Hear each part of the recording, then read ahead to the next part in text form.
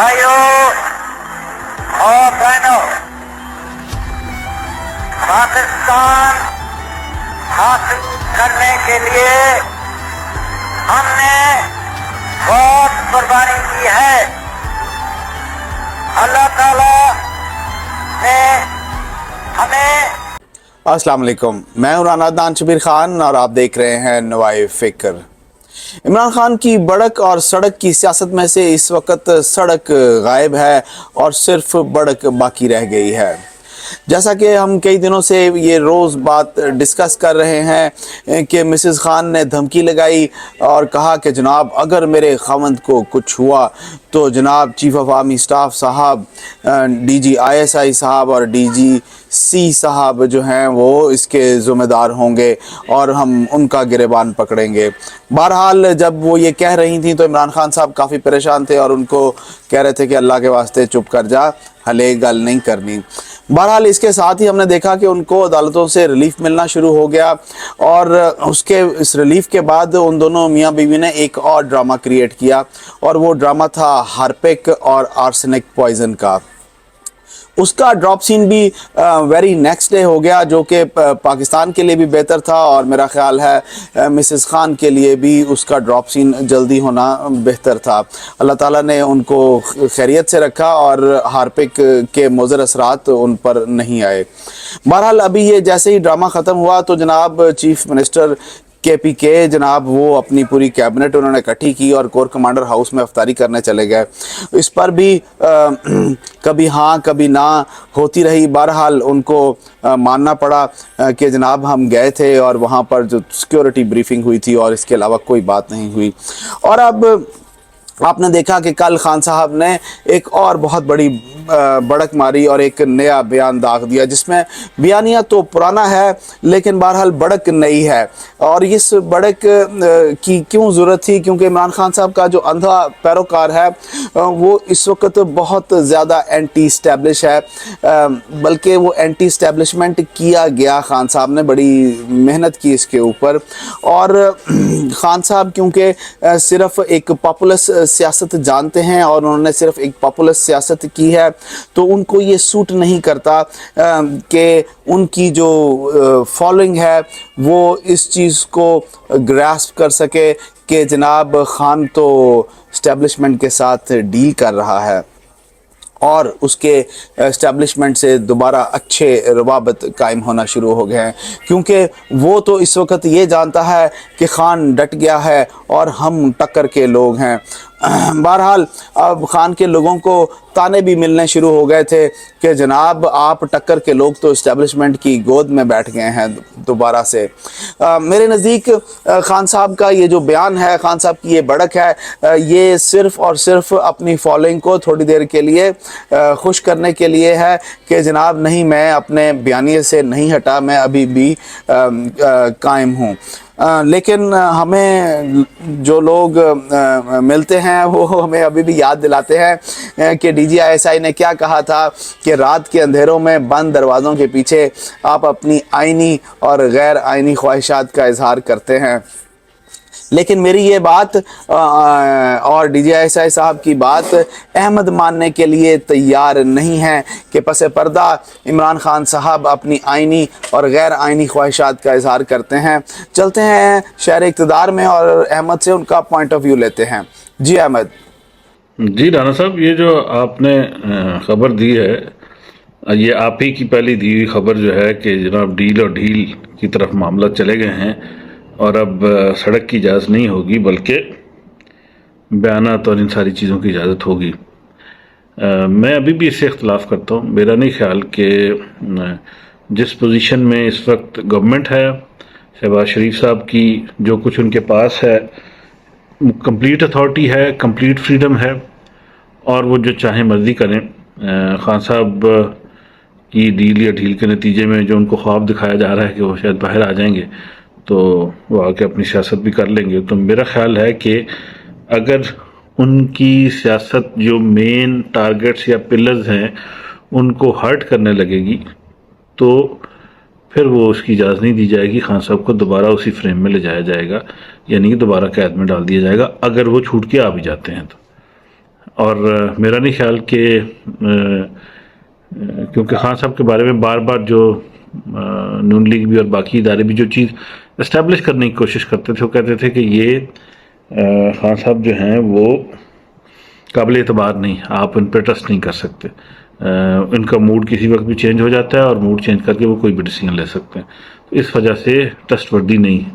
تو یہ والا جو پوائنٹ ہے، اس کی وجہ سے میں تو ابھی بھی ڈس ایگری کروں گا کہ خان صاحب کے ساتھ کوئی ڈیل ہوئی ہے، نمبر 1۔ نمبر 2، جس طبیعت کے خان صاحب ہیں، وہ اگر وہ اتنے عرصے انہوں نے جیل برداشت کی ہے، سزائیں بھی خاموشی سے لے لی ہیں، وہ تو کورٹ میں جب جاتے تھے تو کہتے تھے آپ نے فیصلہ سنانا سنا دیں، آپ نے کون سا ہماری بات سننی ہوتی، سیدھا سیدھا ججز کو اسی طریقے سے ایڈریس کرتے تھے۔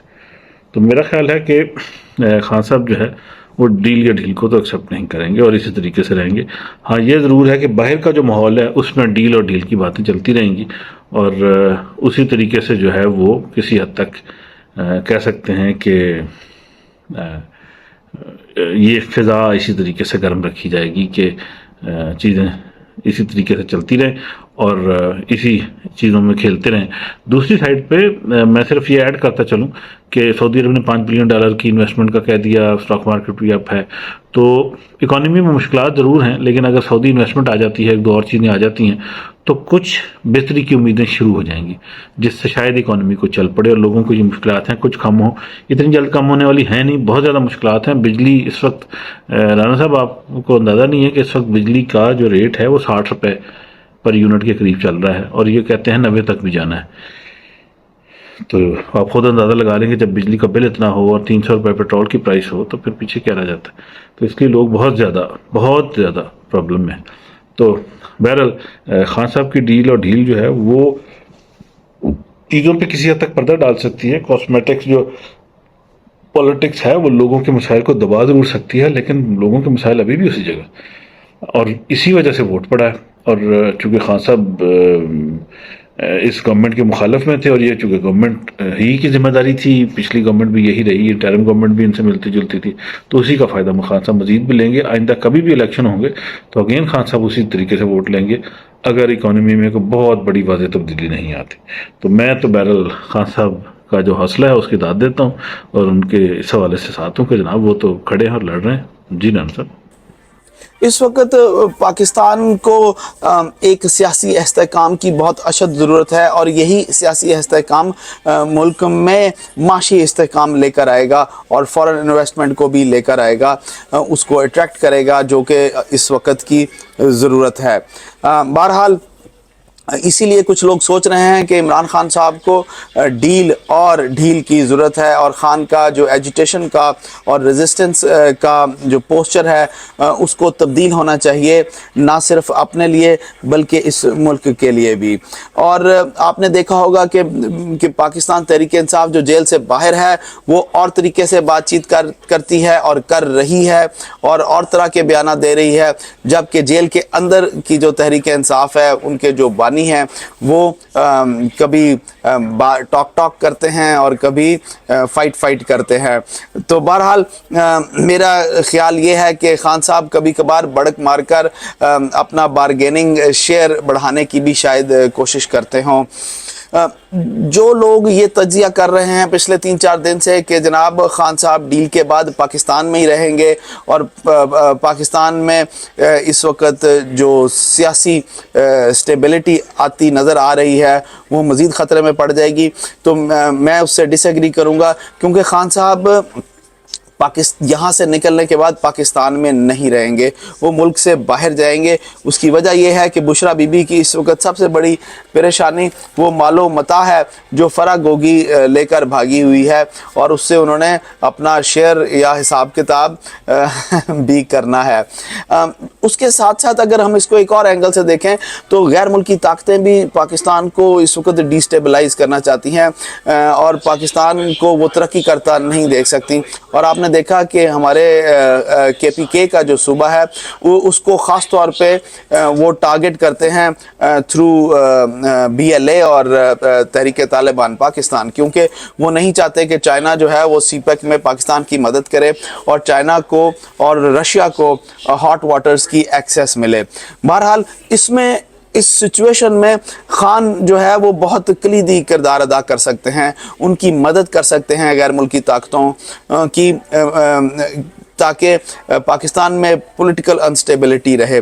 لیکن اس چیز کو کون سمجھائے گا خان صاحب کو؟ خان صاحب خود اور خان صاحب کے جو سپورٹرز ہیں وہ بہت سیلف سینٹرڈ ہیں۔